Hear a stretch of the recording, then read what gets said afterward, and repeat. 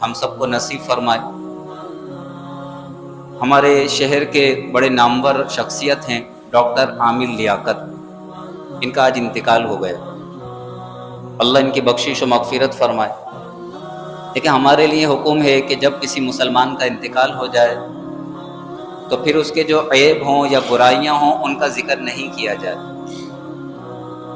اور ان کے لیے بخشش کی دعا کی جائے۔ انسان ہمیشہ اپنے عیوب پر نظر رکھے کہ میری کیا خامیاں ہیں، ہر انسان میں عیب ہوتے ہیں، تو اللہ تبارک و تعالی ان کی بخشش و مغفرت فرمائے۔ اللہ تبارک و تعالی بے حساب انہیں جنت میں داخلہ عطا فرمائے، اور جو ان کے گناہ تھے، کوتاہیاں تھیں، غلطیاں تھیں، خامیاں تھیں، اللہ سب سے درگزر فرمائے۔ مرنے کے بعد رب کا معاملہ ہے، اللہ جسے چاہے بخش دے اور جسے چاہے عذاب دے۔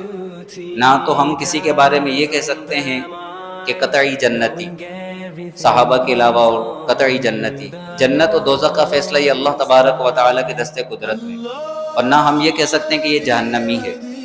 یہ سارے عالم برزخ کے معاملات ہیں، اللہ جانتا ہے کہ کسے بخشے اور کسے عذاب دے، یہ اللہ کے دست قدرت میں ہے۔